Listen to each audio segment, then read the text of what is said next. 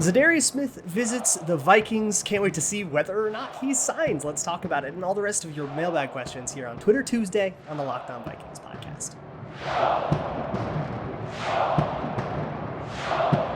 Ooh-wee! You are Locked On Vikings, your daily Minnesota Vikings podcast, part of the Locked On Podcast Network, your team every day. What's going on, everybody? Welcome into another episode of the Locked On Vikings podcast, part of the Locked On Podcast Network, your team every day. As always, I'm your host, your pal, and the kid you copied off in math class. My name is Luke Braun. You can find me on Twitter at LukeBraunNFL. You can find the show on Twitter at Locked On Vikings. And thank you so much for making Locked On Vikings your first listen of the day every single day, or your first watch if you're doing it on YouTube, which has its advantages. Like you can see my little Vikings Eevee thing in the background. And also sometimes there's like graphs and stuff. Today's episode is brought to you by Rock Auto. Amazing selection, reliably low prices, all the parts your car will ever need. Visit rockauto.com and tell them that Locked On sent you. So let's get in. So it's a mailbag day. So I got a whole bunch of questions lined up here, but obviously the biggest thing is what's going on with Za'Darius Smith right now. But there's a bunch of questions pertinent to that, so we'll just kind of attack it that way. So the first one that I'm going to answer, and by the way, if you have any questions for me, you can always send them to lockedonvikingspodcast@gmail.com. There's a Google form in the show notes if you'd rather. You can also send me a tweet at LukeBraunNFL on Twitter or at LockedOnVikings on Twitter or message or whatever, and I'll get it that way. You can even leave a YouTube comment as well. Somebody actually asked me a question in the YouTube comments yesterday, and it made me very happy. Joe Cook is the first one. He asks, what is your general prediction for the starting front seven of the defense? Joe Cook asked this a couple of hours before Za'Darius Smith's visit with the Vikings started. So Za'Darius Smith is in Minnesota as I record this, deep into the night on Monday night. And I waited as long as I could to see if something would break, but it didn't. So it'll probably break one way or another. We'll figure out tomorrow morning. Either he leaves without a deal, and then he goes and visits maybe Dallas or Kansas City, or we don't let him out of the building. So, and that just depends on how contract negotiations go.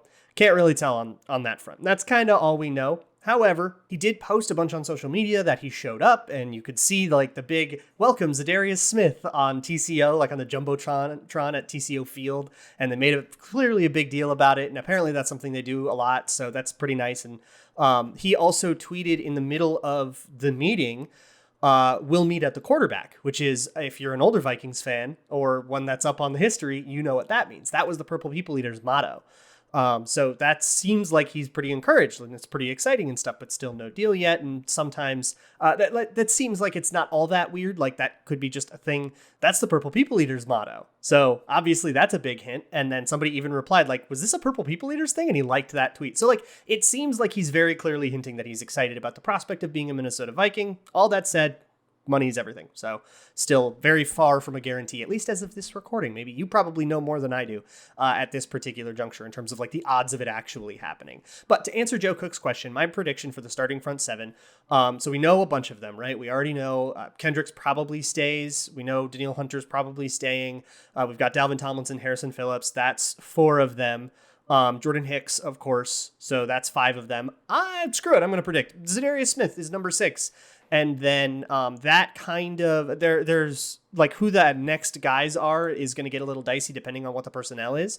There will be some formations where there's another defensive line on top of that. That would be like Armin Watts right now.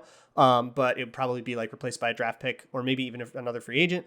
There could be another linebacker that would be somebody a little bit more like a nickel backer type, like a more coverage oriented type, somebody in a Chaz Surratt mold, if he can pull it together and figure out how to play.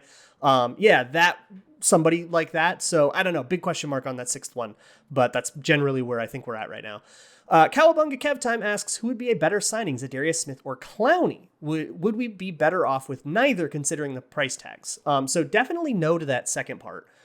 I don't care at all about the price tags. And also, you can hear me. So in the middle of this saga, Aaron Wilson, who covers the Texans and an NFL beat, and I'm pretty sure he has sources inside the league office, tweeted Vikings signed Za'Darius Smith. And it turned out that he fell for a fake Vikings account And it was like the real Aaron Wilson. It wasn't like a Darren Schefter thing. I checked the account and everything. Like, it was really him, and then he deleted the tweet later. And in the process of discovering that, I got really excited about Za'Darius Smith and then really disappointed. And all of that is captured on the live episode of Locked On NFL on YouTube. You gotta go watch it. It's so much fun. Anyways, there's also been, I guess, some rumors about Jadeveon Clowney. I haven't been able to verify any of that myself. And I think Za'Darius Smith is a much more exciting player, even though both are really good scheme fits. So I'd be pretty excited for both, but substantially more excited for Za'Darius Smith, I think, at this stage in both of their careers. So to wrap all that up, if Za'Darius Smith does sign with the Vikings, we'll talk about it a ton more tomorrow, but I do want to get to the rest of the questions. So, and right now we're kind of sitting in limbo, not really knowing what's going to happen. And if it doesn't happen, it doesn't happen, and they'll go turn their sights to the next guy, whoever that may be. So we'll just take it as it comes. So let's move on to the rest of these questions, though. So the next thing is about 17 people asked the same version of a question, and all of this came a little bit before the Za'Darius Smith excitement, when it all felt so stagnant, and it felt like nothing was happening. Now it feels like something's happening, but before it felt like nothing was happening, and I think that's justified, and we should still talk about it. So I'm going to try to answer all of these questions kind of with the same thing. Newt asked, what is your level of concern of running back the same team along with the gaping holes at corner and interior offensive line? Jeremy Eversvik asked, any chance that Kwesi looked at the roster, cap situation, and quarterback class and decided we can't really compete for a Super Bowl until 2024, keep the 24 dead cap low and then none thereafter, and then draft to deepen and develop the roster, sit everything for a year or two and then go? Rydell Viking asked, what will it take for the Wilfs to wake up and smell the coffee? George asked, trying to read the tea leaves, but it seems like the Vikings are going to try everything possible to see if Kirk is the guy and they run it back this year. What is a realistic expectation for the team? And Lurky McLurkerson asked, what are they currently doing in reality to prepare for 2023, drafting the guy and moving Kirk Cousins next year if the no trade is waived or the year after? So all of this is kind of on the same thing. It's what is their plan? What's going on here? And I think I can answer that because they've been pretty transparent about it. And also it seems a little obvious. So they are trying to strike a balance, and stop me if this sounds familiar or if you don't think it's wise, like that's fair. But what they're trying to do is strike a balance here. They don't want to mortgage the future, but they also don't want to just die this year. And look, I kind of agree with the pessimism. It doesn't look like they can really be competitive this year. Yeah, they can maybe pull the defense together and stuff, but I'm not a Kirk fan. And if you're not a Kirk fan, you kind of think, this is going to top out at a wild card spot. And with Aaron Rodgers in the division and the Packers, even though the Packers are kind of falling apart, it's always going to be difficult to win the division. And if you can't win the division, you got to go be road warriors in the playoffs, and they're just not that good. But I think the next premise we all leap to is, and then therefore they should just tank the year because they might as well get a better draft pick. That's where you lose me. They're going to try. They're going to try their darndest, and I can respect that, right? That I can't imagine a team not doing that, right? They're going to try their darndest. And even if that is a totally futile fool's errand, you're not going to lose on purpose. And if you are, you're going to get in a whole bunch of trouble like the Dolphins are. So the first thing is they want to balance the books. And the next thing is they want to put together at least enough of a team to be respectable. And then I think the third thing is they want to keep options open.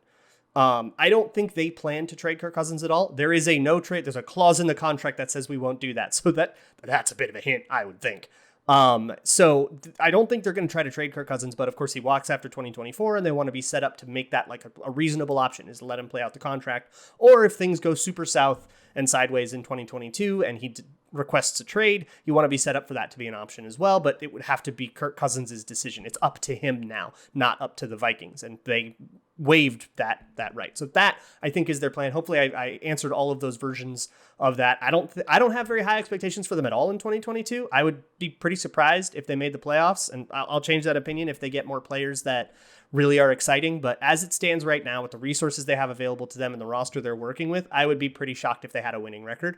So I don't have very high expectations for them at all. First year of a new coach, new GM and stuff like that. I'm willing to be that patient.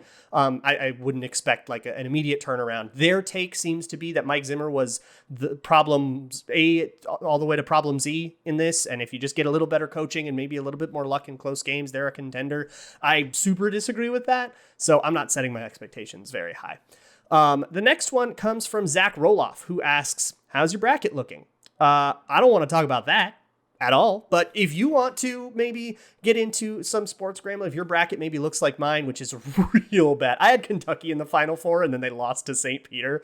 And I definitely thought that the women's bracket started like 2 days later than it did. So I just missed the chance to do a women's one. So I'm just kind of screwed this year. But if you're screwed like me, or if you just want to get a Grambling, you can head on over to betonline.net. You can find all the odds and scores and props and everything you need. They've got a player props builder, a live betting apparatus, which is very cool. Like if there is a big underdog that's hanging tough, but you think they're going to fall off after the third quarter, you can bet that. You can say, they're going to cover a new live spread, make a little money that way. You can also bet on pro basketball, pro hockey, MMA, you can even play your favorite Vegas casino games there. So head on over to betonline.net and get yourself a Grambling. Bet online, where the game starts. All right, everybody, moving on with this mailbag. The next one comes from Nano Garces, who says, did you think that the new GM would be more aggressive in free agency? Do you think that there's a plan and they are following it? So this is kind of on the same level, but to answer that one separately, I don't know if there is like a setup. We are going to get a defensive tackle, and then we'll get a linebacker, and then I don't think that's the plan. I think it's a branching thing. There's a lot of scenarios, right? And it's a lot of if-thens. If Kirk takes this deal, this is our deal. If Kirk doesn't take this deal, we'll try to trade him. If we can't trade him, we'll go back and offer Kirk this deal. And that's I think the structure of the plan. And then, yeah, sure, they're following that, but it has to be very flexible and multiple. You're not just going to say, okay, now we get a D tackle, now we get a linebacker. Now that's not if you try to build a team that way in free agency, you're going to end up disappointed a lot. JV Swaps asks, if you could add any offensive archetype or skill set to the offense, what are you looking for? This is a good one. I think a mauling guard would be that, but I assume you mean skill players, so I'll stick to skill players. I would love a gadget player. Or somebody. I would love the hashtag Debo type role. I think it's kind of become a meme because everybody says, well, this guy could play the Debo type. And like Debo Samuel's a very unique player. So just saying, we'll just get our own Debo is kind of funny. But that sort of role, that's the kind of role that can be a very versatile player that can line up all over the formation and be a just sort of generically weapon and not necessarily be like the deepest of deep threats. Look, Justin Jefferson and even Adam Thielen, KJ Osborne, all these guys can win deep. And so I think we're set there. I think we need somebody that can make guys miss and do a little bit more horizontal stretching so you can really, really force the defense to defend every blade of grass. And I've been calling for that for a couple of years. I just don't think the Vikings have ever had it. The closest thing they've had is like Chad Beebe, who's, not that good, guys.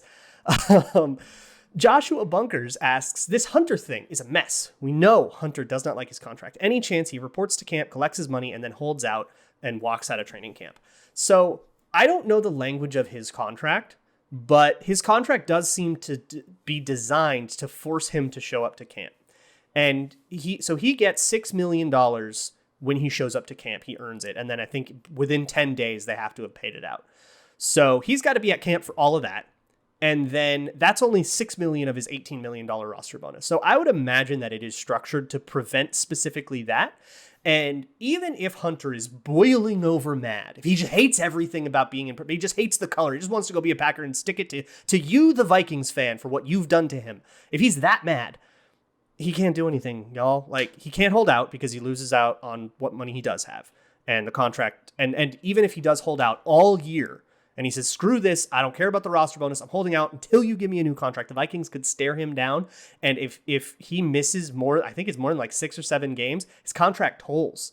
And he's right back here. And it just copy pastes the whole structure, and we do the same thing next offseason. And literally his only way to get out of the contract would be to retire from football altogether. Right now, the Vikings own the rights to Danielle Hunter's football skills. If Danielle Hunter doesn't want to play for the Vikings, he ain't playing in the NFL until the Vikings themselves make a decision. So all of the power is in their court, even if he's upset about the contract. And that's, I think, making contract negotiations really difficult. The leverage is so lopsided that I think it's hard to like work a true deal out. But I also think it's been really over exaggerated just how angry Danielle Hunter is. He doesn't like his contract, and that's totally fair. I haven't really seen anything to imply that it's like emotional, that he's angry at the Vikings, that he doesn't like the organization or something like that. And if he did, and he had problems with like Mike Zimmer or whatever, well, they're gone. So yeah, I don't know. It seems a little overblown to me. I don't think we're in that situation. And even if we are, there's nothing he can do. He's just kind of stuck till the contract ends. Andy Orton asks, out of the rookies from last year, who are you expecting to have the biggest improvement going into year 2? Oh, this is going to be a tough one. So Christian Darrisaw might be the easy answer here because he's the first rounder, but I thought he did okay in his rookie year. And if he improved some, that'd be super, super, super sick. He'd become a really, really good tackle. But so far, I would say he was good for a rookie. And going from good for a rookie to just plain good is, I think we can do bigger. Cam Bynum could be a big one, right? It goes from backup to starter. I think that's a bigger leap. I'm going to go, you know what? I'm going to say it. Wyatt Davis. Here's the deal with Wyatt Davis. A lot of people are really confused why he didn't start. It came out. And I forget who reported it, but it's out there. He was hurt, right? And I want to say it was Jeremiah Searles on Purple Insider explained like how that works. If you're hurt and you miss a bunch of camp and you fall behind, especially from a conditioning perspective, you just cannot catch up. You're just screwed for the whole season. So it kind of became a redshirt year for him. And that was it. He just was never ready to play. And even with other guys, even with Oludo struggling and stuff, he just wasn't ready to get in there and try it for himself. Wasn't even ready to try yet. And that's kind of understandable with health and you just got behind and stuff. Like, that's totally understandable. Give him a healthy offseason. Let's see what the kid can do. I think he can go from can't do better than Dakota Dozier to do better than Dakota. Like, he's starting from so low. There's a lot of room for improvement, and there's a good reason to think that he's going to find it. So I'm going to go with Wyatt Davis for that. Get Quackin asks, are we sure that Spielman doesn't have Kwesi gagged and bound in the basement of his for sale house? Well, can we ever be sure about that, about anything, until we see both of them free and until we see definitive proof? And in some ways, we can't prove a negative, right? You just can't prove a negative because even if you see Kwesi free and walking around, that could have just been a ruse. Like, do we even know anything? Do you know that I'm real? Do you know that I'm not just some like really advanced AI deepfake with a Twitter account to match? And, social media strategies to get the podcast to go? Do you know that you are real and your brain isn't just a brain in a jar hooked up to a simulation? Do you really know anything? I think that's something to chew on. Jimmy asks, will they ever fix the O-line? Nope. Sorry, buddy. Sketchconk asks, thoughts on pursuing Bryce Callahan or Kyle Fuller, given the Ed Donatel connection? Sure. Yeah, why not? My deal on corners is that we need so many of them. Basically, anybody who is vaguely alive, I will be interested in. So I bring in whoever. They just need dudes. Bring in whoever they think they like. I'm game for it. Skull Actuary asks, did the Browns sign a huge guarantee to cripple the Ravens and Bengals as their young QBs need extensions? That would be quite a thing. No, I don't want to give them that much benefit of the doubt. I think they just negotiated that with Deshaun Watson in earnest, despite everything, and with what seems like a pretty poor attempt at investigating all of his sexual assault charges. So yikes. And I don't really want to give them that benefit of the doubt. That would be pretty funny, though. There's a few questions left that I definitely want to get to and dive deep into. But first things first, let me talk to you about your car. It's important to take care of your car. And that means if it's making a funny noise, if a light comes on, bring that thing in. And if you're worried about the money, let me help you out. Because if you go to a mechanic and they're like, you need a new thingamajigger, and the thingamajigger is going to cost this much money. If you go to Rock Auto, I bet that mechanic's overcharging you by like 30, 50, maybe even 100% because they know you don't know what a thingamajigger even does, but Rock Auto does, and they'll let you buy the exact same part, same factory and everything, but skip the mechanic step, have it delivered right to your door, bring it to the mechanic, and say, hey, I just want you to install the thingamajigger. That is going to save you some money in the long haul and still allow you to get your car taken care of the right way. You can even enter your make, your year, and your model, and they'll sort through all of the compatible parts for you so you know you're getting the right kind of part. And you can get just like regular supplies like motor oil or jumper cables or an ice scraper if you need that. Maybe you got a new car in Minnesota or something and you're going to need that in the winter. So whatever it is, go to rockauto.com. They're a family company. They've been doing this for 15 years. They're going to take care of you. Go to rockauto.com, and at checkout, make sure you let them know that Locked On sent you. Because if you don't, Zoe's going to start inventing a doomsday machine. Rock Auto, amazing selection, reliably low prices, all the parts your car will ever need. Let's move on with this Twitter Tuesday mailbag. The next one comes from Josh, who asks, can you stop referring to our defense as a Vic Fangio defense? I get that we're adopting that style from him, but it's not our defense. It's Donatel. Okay, so I get this, and there was actually somebody who did the comments on that too. So my answer to this is no, because that is what I have learned is that it is a Fangio-style defense. It's like the Tampa 2. It's just what it's named after. And that's, in my mind, what the scheme is named. It's probably to coaches something more like, oh, yeah, like a Fangio-style cover 6 heavy scheme. But I just like calling it the Fangio defense because that I think evokes a certain idea in people's minds, and I think it's a lot easier to remember. And I think we are all people, and we know that Vic Fangio is not on the Vikings. We are humans. We can deal with that. So I'm going to keep calling it the Fangio or Fangio-style defense. It's like running the Tampa 2, but you're in Chicago. It's not the Chicago 2 now. It's still the Tampa 2. It's just what the name is in my head, and it's easier to remember that way. Thomas Setter asks, how did you get into the media industry, and what is the ultimate goal of media for you? So I took a weird path. I didn't go to like sports journalism, like for school or anything like that. I went to film school, and I was an editor for many, many years. And then eventually started getting more into Vikings stuff and writing about the Vikings. I wrote for a couple of years for a website called purpleptsd.com you may have heard of. And the guy who started that, Joe Johnson, kind of gave me my start. And he passed away a year-ish ago. And so rest his soul.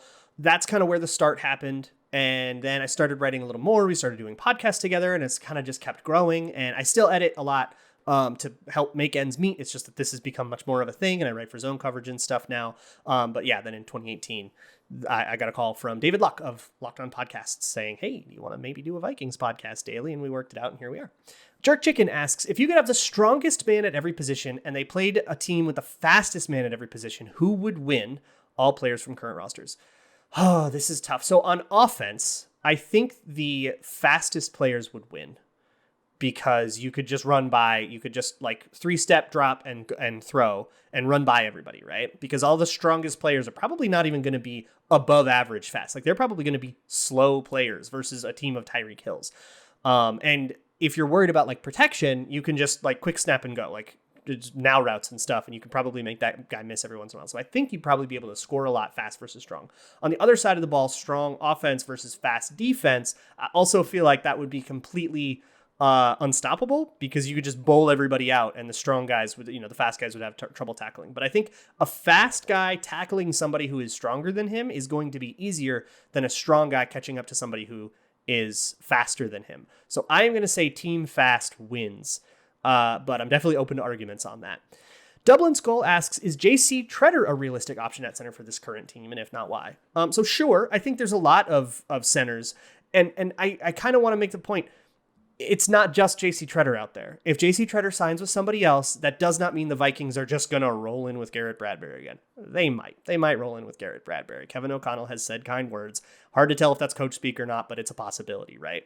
But just because, like, it's not JC Treader or nothing. There are other centers out there. And I like, people get really fixated on the one name, and that's kind of a pet peeve of mine. There's like 10 centers out there with starting experience. Like, it can be another one of those guys. For me, if I were building the Vikings, I would have Bradbury compete with somebody. So that might be a 4th round pick or a 3rd round pick or something. But it could be JC Treader. I could be wrong, and they could just go out and get the guy. That'd be pretty sick. I don't know if there's been any rumors or not. I'm not really up on that. So if there have been rumors and I missed them, my bad. Wertz's burner account asks, should the Vikings trade up to ensure they acquire Linderbaum, potentially a generational center for Kirk? So I don't know if a lot of people agree with you about Linderbaum being generational. I think he's the best center in the draft by a lot. So if you absolutely need to replace Bradbury, then you kind of have to ensure that you get this guy, because otherwise there's a couple of guards, Kenny Green and Zion Johnson, who are guards, but this is the center. So you need the center. You got to trade up for him. I don't know if they'll need to. He falls to 12th in a lot of mocks that I've seen. And centers just centers don't really go in the top 10. It's not really a common thing. So I don't know if they'll need to. They probably could just sit there at 12 and get him. But the other thing is, Linderbaum's profile is pretty Bradbury-ish, y'all. If you really want to get like a strong center, Linderbaum's like another quickster dude. He's like his own scheme fit. And I'm sure, great. I'm into it because I'm much higher on Bradbury than everybody else is. So I'm into it. But if you hate Bradbury with every fiber of your being, Linderbaum is like not much of a departure. He does not have the strength issue that Bradbury has. I don't think it's like a strength of his, but it's certainly not the weakness that it is for Bradbury. So it'll be a little better. It would be an improvement, but stylistically, it wouldn't be that big of a change. And you might want to look elsewhere if you're trying to get like a big, powerful, mean Mauler line. That's not Linderbaum's game. Kirk Primetime, asks, favorite NCIC football team, and why is it SMSU? Because you said so. I'm going to trust you on this one. Blind faith. Let's go. Lifelong SMSU fan. Let's do it. You and me. King Squeaks asks, what is your favorite root beer brand? Choose carefully. So holy crap, y'all. I got all your questions. There were like 25 questions in the mailbag about whether Barq's or Mug is better. And some people said A&W or some other brands, but it was mainly Barq's and Mug. So apparently there is a war between these fans of these brands of root beer. I don't need to know. I don't want to know. But I'll pick a side. I haven't had a root beer in 15 years, though. It's been a while. I don't really drink soda, so I don't really know which one's better or have an opinion on that, like, at all. So let's just flip a coin for it. Heads is Mug, tails is Barq's, and we're just going to do this. Oh, it fell on the ground. Okay, it's tails. It was tails, and that means that I'm a lifelong Barq's fan, and everybody who likes Mug is bad.